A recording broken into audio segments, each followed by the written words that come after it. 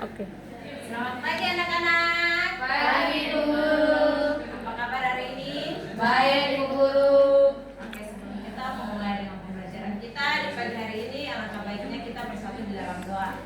Berdoa untuk agama dan pekerjaan kita masing-masing. Berdoa mulai. Berdoa selesai.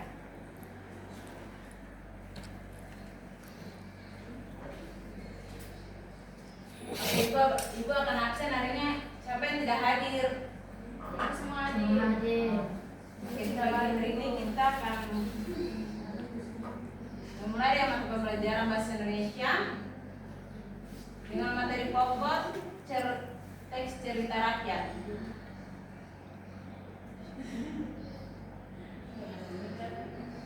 Di sini tujuan pembelajaran ada 8. Yang pertama menjelaskan pengertian cerita rakyat. Yang kedua mengidentifikasikan unsur-unsur cerita rakyat.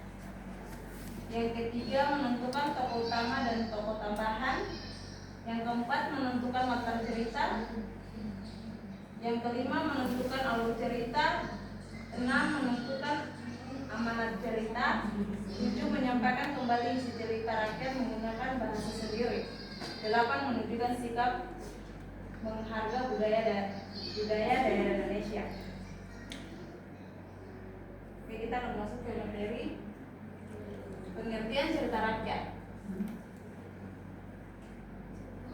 Cerita rakyat adalah cerita yang berkembang di tengah masyarakat dan diwarisi secara turun-temurun dari generasi ke generasi. Cerita rakyat biasanya mengandung nilai-nilai kehidupan, budaya adat istiadat, dan pesan moral. Ciri-ciri cerita rakyat. Di sini ada 4. Yang pertama yaitu lisan dari generasi ke generasi. Yang kedua pengarahannya tidak diketahui. Yang ketiga mengandung nilai moral dan budaya. Yang keempat bersifat imajinasi tetapi berkaitan dengan kehidupan masyarakat, memiliki berbagai versi sesuai daerah asalnya. Jenis-jenis cerita rakyat. Sini jenis-jenis cerita rakyat ada 4. Yang pertama yaitu legenda, yaitu cerita tentang asal usul suatu tempat atau peristiwa. Contoh legenda Danau Toba. Yang kedua mitos, yaitu cerita yang berkaitan dengan makhluk gaib atau kepercayaan masyarakat. Contoh Nyai Roro Kidul. Yang ketiga dongeng, yaitu cerita yang bersifat khayalan dan bertujuan menghibur serta memberikan pesan moral. Contoh bawang merah dan bawang putih.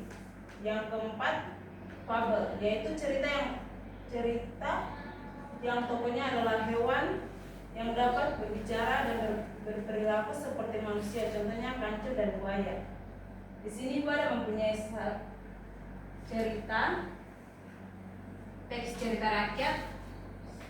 Ibu akan bagi kepada anak-anak.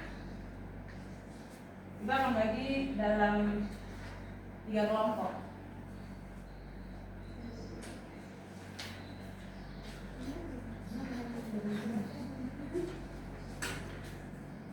Ibu akan membaca di sini dan anak-anak bisa mengikutnya di kertas yang telah Ibu berikan.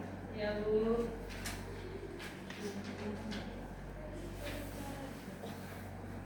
Teks cerita rakyat, judulnya yaitu Maling Kundang.